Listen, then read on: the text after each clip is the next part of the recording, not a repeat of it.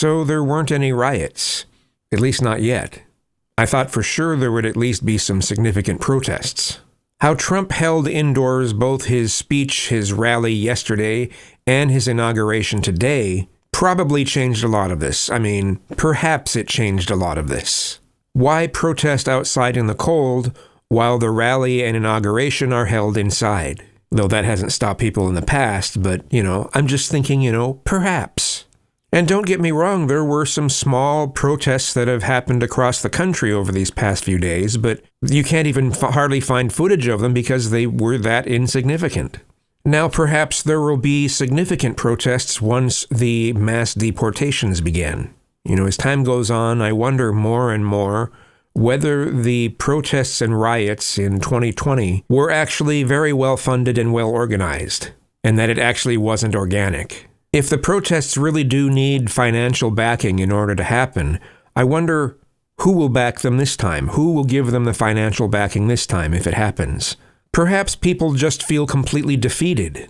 Perhaps people have completely run out of steam, and maybe that's why there haven't been any significant protests yet.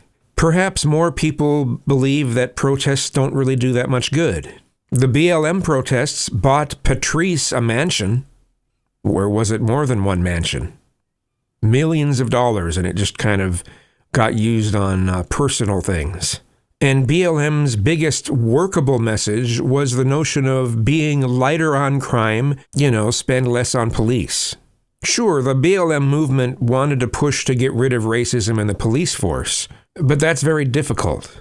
How does one truly quantify that, and how does one remove that sort of thing from the police force?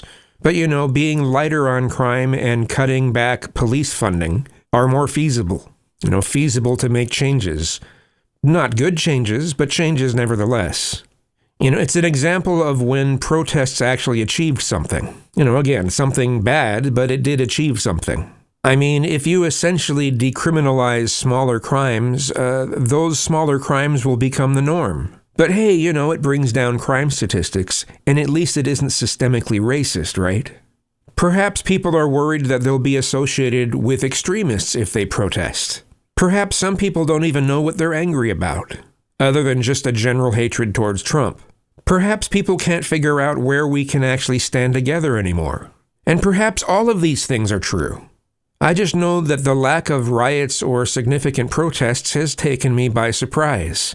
But hey, it's Trump's first day, so there's plenty of time, just saying.